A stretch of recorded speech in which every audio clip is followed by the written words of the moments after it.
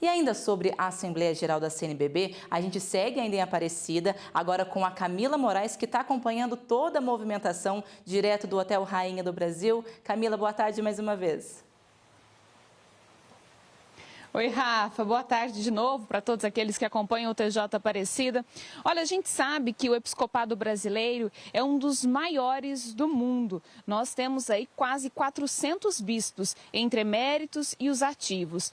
Temos 259 circunscrições eclesiásticas, ou seja, dioceses, prelazias. E com o Brasil tão vasto aí, a gente sabe que a realidade da igreja ela é muito particular também. Os desafios são imensos.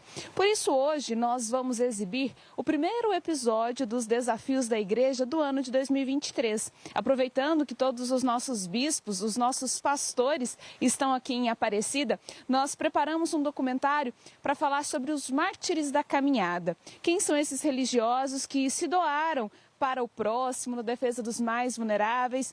E eu quero convidar você, hoje às 10 horas da noite, a acompanhar na TV Aparecida Desafios da Igreja Mártires da Caminhada. Para você ficar com vontade, a gente vai exibir um teaser para você não perder. Vamos ver.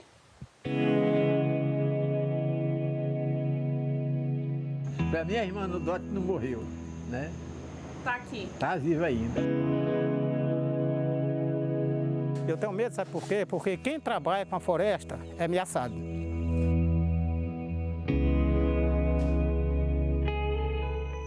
Irmã Dorothy Steng foi um marco na luta contra um sistema que despreza os mais vulneráveis. A proposta de esperança de direito à terra cruzou com os interesses daqueles que queriam monopolizar o que é da União. Sempre ela foi vista como uma ameaça. Sempre ela estava lá com o povo organizado cobrando os direitos. Nós somos numa situação privilegiada, porque o mundo está preocupado com a Amazônia e a gente mora aqui na Amazônia. Hoje nós carregamos nas costas, com muito orgulho, o nome do nosso assentamento, como uma homenagem pelo que ela fez por muitos.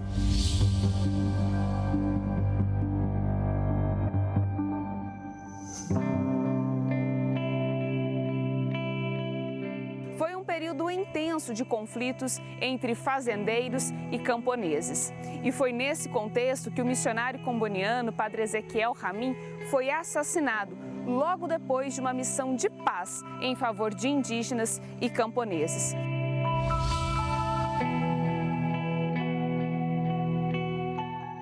Pode não ser declarado santo, mas para nós é uma força que nos movimenta para a luta. Ele já chegou incomodando. Por que ele já chegou incomodando? Porque ele tinha um perfil que as famílias das pessoas, digamos, mais empoderadas financeiramente de Cacoal, elas não aceitavam da forma que a igreja trabalhava. A gente não perdeu só um profeta. A gente perdeu um anjo na vida da gente.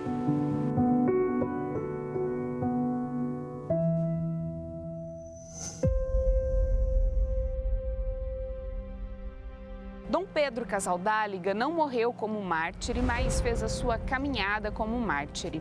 A sua opção preferencial pelos pobres e para os mais esquecidos fez com que essas causas ganhassem ainda mais visibilidade. Pedro sempre com coragem, dizia que era com coragem e teimosia que a gente vencia, né? O amor dele era muito grande para a gente, sabe? Muito grande. Era muito a violência aqui. Tinha na região toda umas pessoas que detestavam ouvir falar de Bispo Pedro Casaldáliga. A gente gostava, tipo um paizão para nós. Era um pai de todos os indígenas que ele conheceu. Era uma pessoa de uma delicadeza, né? E de uma ternura grande mesmo, né?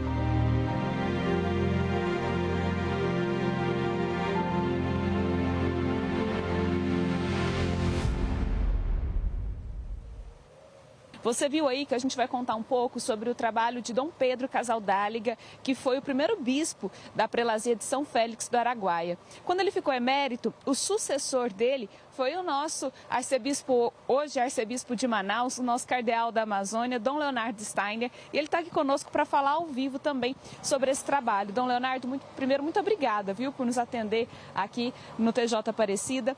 Queria que o senhor falasse da sua experiência com Pedro, quando o senhor chegou lá e viu a realidade da prelazia, que é uma realidade bem complicada em sentidos sociais. Como foi a sua experiência? Uma boa tarde. Uma boa tarde a você, boa tarde a todos os que nos acompanham. É uma experiência de fé muito profunda, uma experiência evangélica. Dom Pedro era um homem que vivia simples, pobre, dedicado ao povo, um homem de profunda oração, de muita leitura, altíssimo nível intelectual, mas um homem do Evangelho, um homem que realmente vivia a pobreza evangélica. E assim como um homem evangélico, tentou viver naquela realidade. Quando eu cheguei, os conflitos já não eram tão grandes como no tempo em que ele foi o bispo. As disputas de terra, as invasões, a questão indígena, tudo muito difícil no tempo dele, inclusive o tempo da ditadura em que ele foi perseguido. Eu já peguei outro tempo, peguei um tempo onde já havia mais possibilidade de dialogar com os diversos entes e também da parte do governo, já havia, do governo nacional, havia mais abertura de diálogo. Mas o Dom Pedro, um homem extraordinário, eu admirava muito, nós convivíamos, morávamos na mesma casa. Eu sempre brinco, um palácio episcopal assim, extraordinário no sentido de acolhimento. Todo mundo vinha, todo mundo se sentia em casa, todo mundo se servia de um cafezinho. Às vezes vinham os indígenas, vinham na hora do almoço, sempre tinha um pouquinho a mais. A Deolice sempre cuidava para que não faltasse comida para ninguém. Aprendi muito com Dom Pedro. Especialmente aprendi com ele a escuta, um homem que sabia escutar, mas depois da escuta também ter ações muito concretas. Aprendi com ele também estar de manhã na capela, já não podendo mais sair de casa. Todo dia de manhã, logo depois do café, ele ia para a capela, que ficava logo atrás da casa, e ficava lá em oração, às vezes uma hora e meia. Um homem que eu aprendi a admirar, mas um homem de causas. Dom Pedro tinha causas. A primeira causa era o Evangelho, a causa do pobre, a causa indígena, a causa da justiça, a causa da paz, que o moviam e faziam dele ser o que ele era. Dom Pedro, para nós, é um sinal e, como vocês estão dizendo, é um mártir. Dom Pedro foi um mártir, sim. Um mártir que eu diria, o mártir da libertação. O mártir, aquele que se preocupou com os pequenos, se preocupou com os pobres. Um homem que sempre estava preocupado com a causa indígena, com a questão da terra, dos poceiros, assim como nós chamávamos. Eu sou muito grato a Deus por ter convivido com ele durante quase 7 anos. Dom Leonardo, assim como em Manaus, na região ali da Arquidiocese, mas também na região de Xingu, Altamira, a prelazia de São Félix do Araguaia tem uma particularidade. A igreja ela é diferente, né? Até pelas distâncias, para que os religiosos possam chegar nas comunidades. E é isso que também deixa o nosso episcopado com uma característica diferente, né? A igreja ela é diferente em cada um desses lugares. As culturas são diferentes. O modo da igreja tentar se encarnar é diferente. A tentativa que continua sendo feita em São Félix do Araguaia são as comunidades eclesiais de base. As lideranças leigas que acolhem, que ajudam a comunidade a caminhar, e que também tem hoje muito em Manaus. Manaus também tem muito essa tradição das comunidades eclesiais de base. É claro, elas precisam cada vez de mais formação, precisam cada vez mais de acompanhamento, porque as gerações vão passando.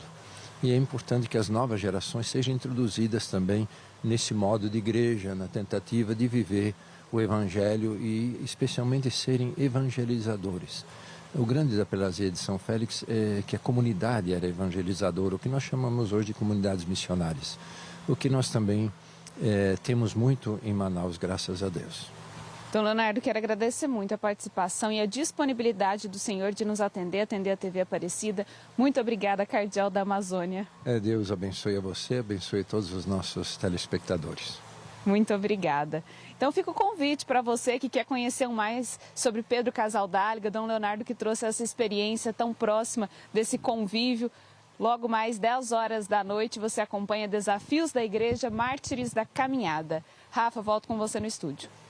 Obrigada, Camila. Obrigada, Dom Leonardo. E, de fato, é um convite que a gente precisa reforçar para quem está em casa, quem está no trabalho agora, acompanhando o TJ às 10 horas da noite. Então, um trabalho tão lindo feito pela Camila e toda a equipe. Parabéns para vocês.